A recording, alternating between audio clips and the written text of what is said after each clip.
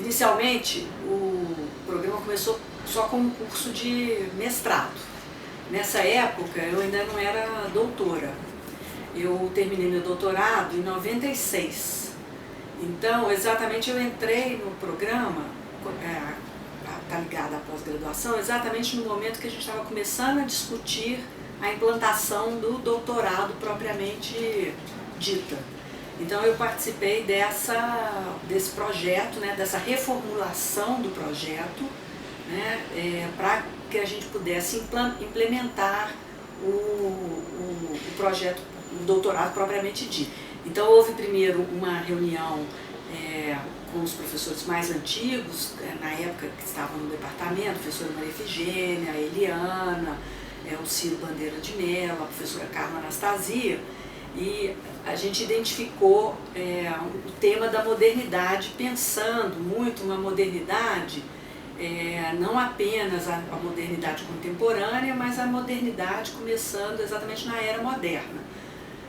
E a gente identificou então 3 grandes linhas que a gente podia agregar aos colegas, que era uma linha mais voltada para a história social e cultural, uma linha mais política e uma linha mais de organização do trabalho, né?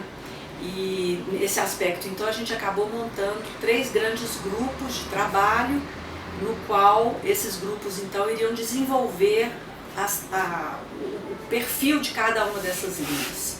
E coube a mim, então, dirigir, junto com a professora Adriana Romero, junto com o Marco Antônio, né, já falecido, a linha de trabalho de História Social da Cultura. Então nós 3, em diversas reuniões, a gente foi esboçando o que era a temática, o que era metodologicamente, que tipo de projetos que a gente abrigaria na nossa linha.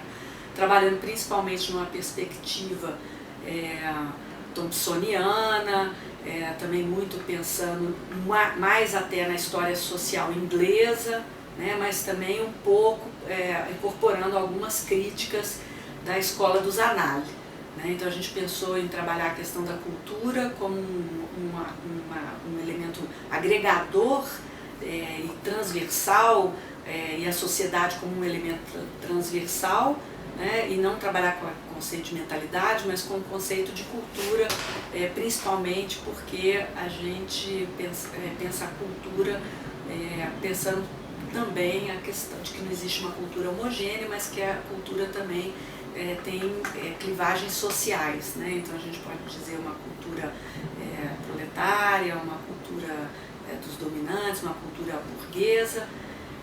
Então um pouco foi o formato que a gente trabalhou para pensar isso. Quando o projeto foi para a CAPES, eles acharam que o tema, somente como modernidade, ele acabava deixando de lado os estudos sobre história colonial, que são muito significativos no nosso programa, né, pelo peso que a própria história de Minas representa no período colonial. Né? Então nós tínhamos inicialmente o grupo mais forte, o grupo mais numeroso, não sei se posso dizer mais forte, mas o grupo mais numeroso eram de historiadores trabalhando com o período colonial, particularmente com a história de Minas.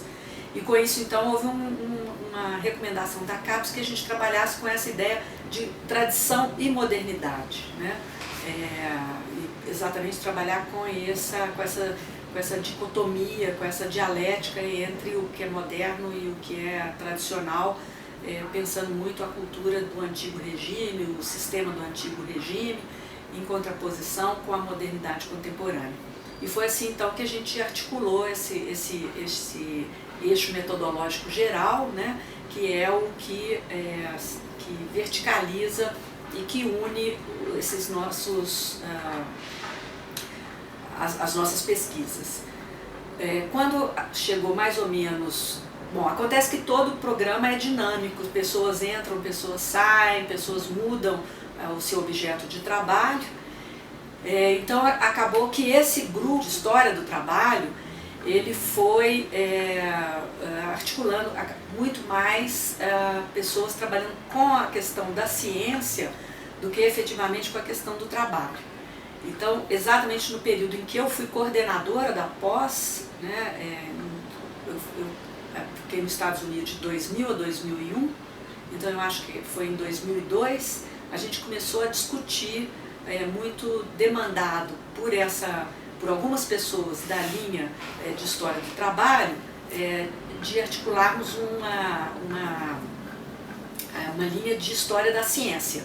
E com isso, então, a gente fez um rearranjo interno e, como, na verdade, a história social da cultura, ela articula tanto a sociedade quanto a cultura, e ela é a linha que agregava mais professores de colônia, né, que trabalhavam com colônia, com Minas, inclusive com a escravidão, a gente acabou reordenando a linha e levando o professor Douglas, que tinha sido um dos grandes responsáveis por essa articulação dessa linha de História do Trabalho, para a linha de História Social da Cultura, e essa linha de História do Trabalho, ela se reordenou a partir dessa temática da História da Ciência, articulando tanto os trabalhos nitidamente em História da Ciência, como é o caso, né, dos trabalhos de História da Medicina, da Betânia na época e depois de outros professores que vieram, como a Carolina, como também trabalhos de metodologia da história, que é o caso do professor José Carlos Reis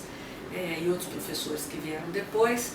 E então a gente organizou dessa forma. Na verdade, a CAPES recomenda que, mais do que se ater a uma linha artificial, é preferível mudar a linha, refletindo aquilo que realmente está acontecendo em relação à pesquisa.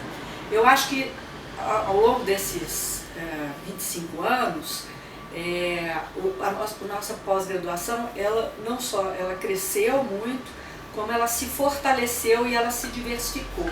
Então é aquilo que eu disse, inicialmente a gente tinha dois grupos mais ou menos majoritários, um grupo de história colonial e um outro grupo muito marcado por essas análises de história política, porque durante muito tempo, né, como não existia pós-graduação em História na UFMG, os futuros, né, que vieram a ser professores, acabaram ou fazendo pós-graduação fora, né, como é o meu caso, que fiz na USP, e a grande maioria dos professores que a gente tem lá hoje ainda vem da USP, de uma época que a USP tinha um papel muito hegemônico, em menor número a Unicamp, mas a maioria, como é o caso da Adriana Romero, né, mas a maioria vem mesmo da USP.